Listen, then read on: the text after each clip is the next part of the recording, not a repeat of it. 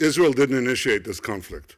We were attacked in an unprovoked manner by the Hamas terrorist organization that fired 4,000 rockets into our capital and into our cities. No country will sit aside when it's attacked in such a criminal fashion. Israel is no different. But we did do something different. We were fighting terrorists who are hiding among civilians in one of the most densely populated places on earth. They were firing rockets on our civilians while using their civilians as human shields. We did everything in our power to prevent civilian casualties, unnecessary casualties of non-combatants, while trying to attack the combatants who are trying to murder our citizens. We regret every loss of life, but I can tell you categorically, there is no army in the world that acts in a more moral fashion than the Army of Israel.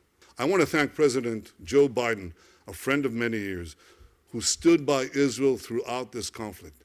He expressed clearly, unreservedly, America's support for Israel's right of self-defense. And I am also grateful to President Biden for offering to help replenish our stocks of missile interceptors that's so important to saving Israeli lives and, coincidentally, Palestinian lives. Without Iron Dome, we would have had to have a ground invasion of Gaza to stop them firing of missiles, and the casualty list would have soared to stratospheric heights. So thank you, President Biden.